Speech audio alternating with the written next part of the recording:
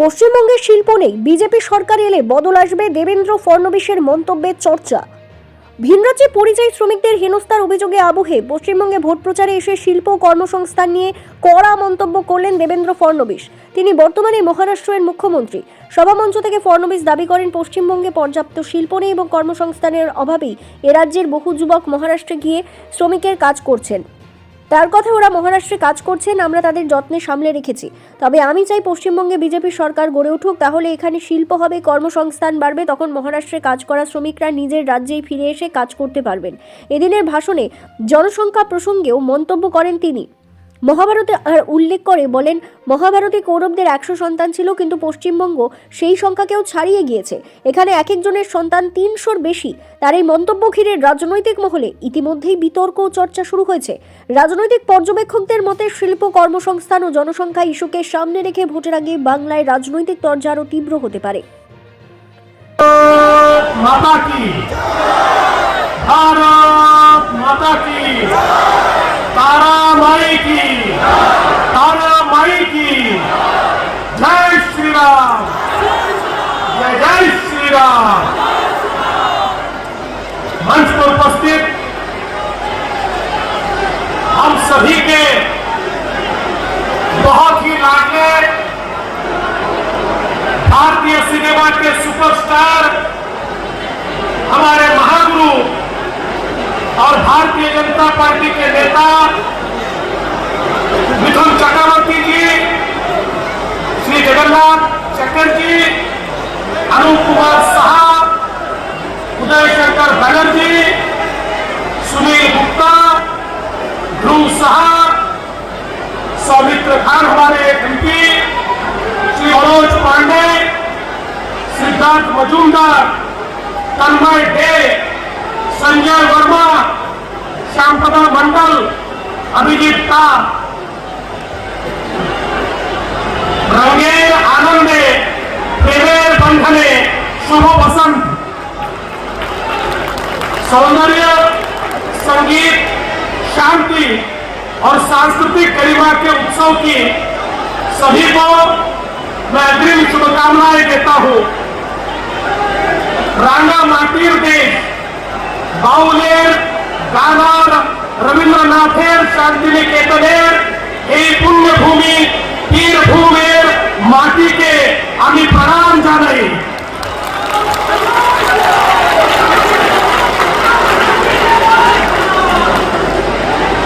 वीर राजाओं की वीर भूमि पर मैं खड़ा हूं, जहां तारापीठ में मां तारा की आध्यात्मिक शक्ति है, वही रवींद्रनाथ टैगोर जी की बौद्धिक गहराई भी इसी भूमि में हमको दिखाई पड़ती है।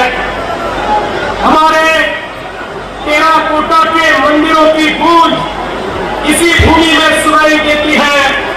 इसलिए पश्चिमी तट से महाराष्ट्र की भूमि से पूर्वी तट के बंगाल में इस वीर भूमि को मैं प्रणाम करता हूं, नमन करता हूं, नमस्कार करता हूं।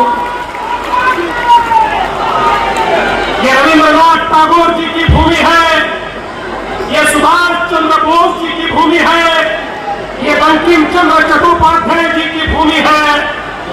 ये वही भूमि है जहां पर पहली बार वंदे मातरम की गूंज हमको सुनने को मिली थी।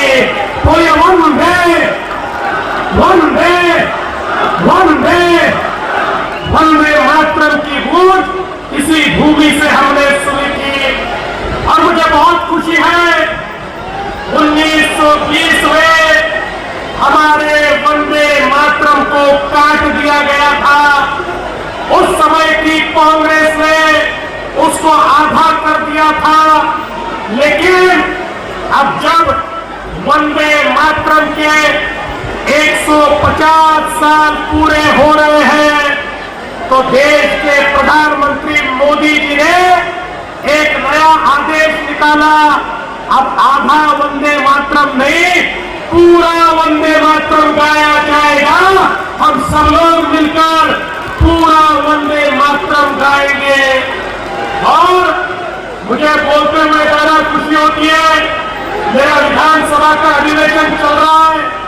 अधिवेशन की शुरुआत पूरे वंदे मातरम गीत को गाकर हमने महाराष्ट्र में शुरू किया है। ये भूमि भारतीय जनसंघ के संस्थापक श्यामा प्रसाद मुखर्जी की भूमि है। ये बंगाल का आवाज, श्यामा प्रसाद मुखर्जी का आवाज, जो कश्मीर में जाकर कश्मीर में दो प्रधान, दो विधान, दो निशान नहीं चलेंगे करके अपना बलिदान देने वाले पहले नेता हमारे भारतीय जनता पार्टी के संस्थापक हमारे श्यामा प्रसाद मुखर्जी, उनकी इस भूमि को मैं आज नमन करने के लिए आया हूं। महाराष्ट्र और बंगाल, ये दोनों का बड़ा रिश्ता है। ये दोनों महानायकों की भूमि है। भारत की स्वतंत्रता के आंदोलन में हम सब ने देखा किस प्रकार से महाराष्ट्र और बंगाल ने अलग अलग प्रकार से क्रांति की लहरें हमारे देश में चलाई। हम जानते हैं 1857 में मुंबई हो या कोलकाता, सभी जगह पर जिस प्रकार से क्रांति हमने देखी, और साथ साथ कहीं खुदीराम जी बोस थे तो कहीं वीर सावरकर थे, जिनके माध्यम से ये क्रांति की ज्योति ऐसी ही चलती रही। एक समय ऐसा था, ये बंगाल और महाराष्ट्र, कोलकाता और मुंबई, ये दोनों भारत की आर्थिक राजधानी माने जाते थे। अंग्रेजों ने भी बंगाल के महत्व को समझा था, कलकत्ता के महत्व को समझा था। वो जानते थे भारत में अगर आर्थिक संपन्नता उनको लानी है तो बंगाल पर राज करना होगा। इसलिए भारत की पहली आर्थिक राजधानी मुंबई नहीं थी, भारत की पहली आर्थिक राजधानी कोलकाता बनी। कोलकाता, महाराष्ट्र और बंगाल ने साथ में शुरुआत की। लेकिन दादा, बड़ा दुख होता है जब बंगाल की ओर मैं देखता हूं, अब भारत की आर्थिक राजधानी कोलकाता नहीं बची, भारत की आर्थिक राजधानी ये मुंबई हो गई। लेकिन बंगाल की हालत दिन ब दिन ऐसी खराब हो गई कि हम देख रहे हैं यहाँ पर जिस प्रकार से ममता दीदी वोट बैंक की राजनीति कर रही है। आज बंगाल में उद्योग समाप्त हो रहे, उद्योग बंद हो रहे हैं। पिछले 5 वर्षों में बंगाल के अंदर 37 लिस्टेड कंपनीज ने अपने उद्योग बंद कर दिए और 7,000 से ज्यादा उद्योग बंगाल छोड़कर चले गए, क्योंकि वो कहते हैं ममता दीदी के बंगाल में हम उद्योग नहीं लगा सकते, यहाँ पर इंडस्ट्री नहीं चल सकती, यहाँ बिजनेस नहीं चल सकता। जिस प्रकार की राजनीति ममता दीदी ने शुरू की, आज बंगाल में बेरोजगारी और बेकारी बढ़ रही है। पूरे देश के अंदर मोदी जी के नेतृत्व में देश आगे बढ़ रहा है। दुनिया की तीसरी सबसे बड़ी अर्थव्यवस्था हमारा भारत बन रहा है। भारत के कई पिछड़े राज्य आगे चले गए, बिहार चला गया, उड़ीसा चला गया, सारे के सारे राज्य आगे जा रहे हैं। लेकिन जो पहली पंक्ति में हमारा बंगाल था, उस बंगाल की हालत क्या है मैं आपको बताना चाहता हूं। आज से 20, 25, 30 साल पहले हमारे देश के जीडीपी में, हमारे देश के बजट में, हमारे देश के सकल उत्पाद में बंगाल का नंबर तीसरा हुआ करता था, तीसरा। और ममता दीदी के नेतृत्व में ये बंगाल तीसरे नंबर से अब 22वें नंबर पर चला गया। 22nd, जो देश में तीसरी सबसे बड़ी अर्थव्यवस्था थी, वो बंगाल 22वें नंबर पर चला गया। और जब इस प्रकार से पतन होता है, ये मेरे जो युवा साथी मुझे दिखाई पड़ते हैं, इनके हाथ को काम कहां से मिलेगा? इनको किस प्रकार से रोजगार मिलेगा, इनकी जिंदगी कैसे आगे जाएगी, इनकी जिंदगी में नई सुबह कैसे आएगी। इसलिए दोस्तों, ये लड़ाई परिवर्तन की लड़ाई है। ये लड़ाई केवल किसी को मुख्यमंत्री बनाने की लड़ाई नहीं है। बंगाल के जनता के जीवन में परिवर्तन लाने के लिए हम सब लोग एकत्रित आए हैं। अरे मोदी जी जैसा नेता हमारे साथ है, मोदी जी के हाथ में और बंगाल हो साथ में, तो देखना कैसे बंगाल की सूरत बदल जाती है, किस प्रकार से बंगाल के एक एक युवा के हाथ को काम मिलेगा। आज देखिए अलग अलग राज्यों में किस प्रकार से किसानों को सिंचाई की सुविधा मिलती है, इरिगेशन मिलता है, किस प्रकार से इरिगेशन टैंक तैयार होते हैं। लेकिन हमारे बंगाल में सिंचाई की व्यवस्था नहीं है, हमारे बंगाल में उसके ऊपर पैसा खर्चा नहीं होता। हमारे बंगाल में किसानों की तरफ देखने को ममता दीदी को कोई समय नहीं है। अरे ममता दीदी तो केवल तुष्टीकरण की राजनीति पर तुली हुई है।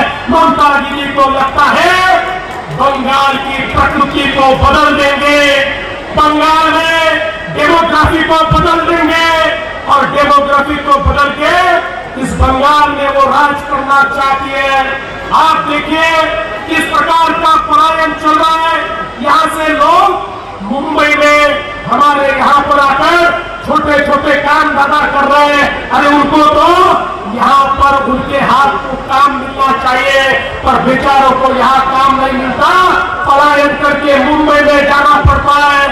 आप चिंता मत करो, मुंबई में भी हम उनको ठीक ढंग से रखेंगे, लेकिन मुंबई में भी उनको सुरक्षित रखेंगे। लेकिन हम तो ये चाहते हैं बंगाल में बीजेपी की सरकार आए और यहाँ का हर आदमी बंगाल में वापस आकर बंगाल में नौकरी करे, बंगाल में रोजगार पाए, बंगाल में उसके हाथ को काम मिले। पश्चिम बंगाल का हर नागरिक यहाँ पर अपना काम पाए, इस प्रकार का सपना हम लोग देखते हैं। लेकिन ममता दीदी तो दूसरा ही सपना देखना चाहती है। ममता दीदी चाहती है कि यहाँ का जो आदमी है वो तो पलायन करे और बांग्लादेशी आकर यहाँ पर आपके रोजगार पर कब्जा करे, यहाँ पर आकर हमारे देश में बसकर हमारे देश को खोखला करे। इस प्रकार की राजनीति चल रही है। मालदा हो, मुर्शिदाबाद हो, नादिया हो, पुरुलिया हो, बांकुड़ा हो, दक्षिण उत्तर दिनाजपुर हो, एक एक जिले की जो हालत है, उस हालत को देखने के बाद आप यकीन मानिए, अगर इस समय परिवर्तन नहीं हुआ तो अगले बार मैं नहीं जानता कि तारा माता का भी दर्शन करने के लिए हम जा पाएंगे या नहीं जा पाएंगे। इस प्रकार की परिस्थिति इस बंगाल के अंदर तैयार हो रही है। दोस्तों, माँ माटी और मानुष की बात करने वाली दीदी ने न माँ को देखा, न माटी को देखा, न मानुष को देखा। उनको तो केवल सत्ता चाहिए, सत्ता के लिए कुछ भी करने को तैयार है। रोज भ्रष्टाचार हो रहा है, कैश वॉरपेडी हो रही है, शिक्षकों की भर्ती में फर्जी भर्ती हो रही है, उसमें पैसा खाया जा रहा है। एसएससी में भ्रष्टाचार हो रहा है, नगर निगम की भर्ती में भ्रष्टाचार हो रहा है, मवेशियों की तस्करी हो रही है। दोस्तों, जिस प्रकार से भ्रष्टाचार, अनाचार, दुराचार का राज इस बंगाल में हमको दिखाई देता है। अरे वो जमाना था जब कम्युनिस्टों ने बंगाल को खत्म किया, ममता दीदी आई तो हमको लगा अब इन कम्युनिस्टों से कुछ तो अलग ममता दीदी करेगी, पश्चिम बंगाल फिर विकास की राह पर जाएगा। लेकिन दीदी उनसे भी खतरनाक निकली। दीदी ने तो कम्युनिस्टों को भी पीछे छोड़ दिया और जिस प्रकार से बंगाल को नोच नोच कर खाने की ये दीदी की यहाँ पर जो बात चल रही है, उसके खिलाफ हमको एकत्रित होना पड़ेगा, कानून व्यवस्था बनानी पड़ेगी, बंगाल के इस औद्योगिक कब्रिस्तान को समाप्त करना होगा और एक नई आर्थिक नीति इस बंगाल के अंदर हमको करनी होगी। आप देखिए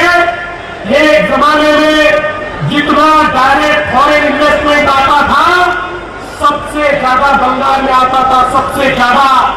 दुनिया भर के लोग अगर निवेश करते थे तो बंगाल में करते थे। अब परिस्थिति क्या है? देश में जितना फॉरेन डायरेक्ट इन्वेस्टमेंट आता है उसमें 37% महाराष्ट्र में आता है, और बंगाल में कितना आता है मालूम है? 0.6%, आधा प्रतिशत, केवल आधा प्रतिशत।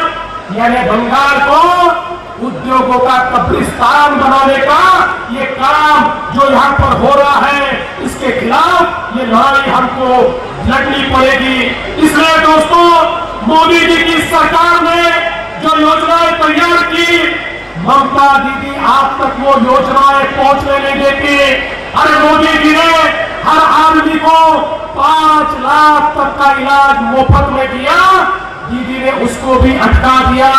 न घर का पैसा मिलने देती है, न रोजगार का पैसा मिलने देती है, न महिलाओं के कल्याण का पैसा मिलने देती है। अरे पूरे देश में मेरी बहनें लखपति दीदी बन रही है, लखपति दीदी। मेरे महाराष्ट्र में 50 लाख बहनें लखपति दीदी बन गई। मोदी जी ने ऐसा जादू चलाया, मेरी छोटा छोटा काम करने वाली, घर का काम करने वाली, खेती किसानी करने वाली मेरी बहनें अब लखपति दीदी है। हर साल 1 लाख रुपए से ज्यादा पैसा कमाती है, और इस बार 1 करोड़ तक हम पहुंच जाएंगे। मैं ममता दीदी को पूछना चाहता हूं, दीदी ये मेरी बहनों के लिए आपने क्या किया बताइए?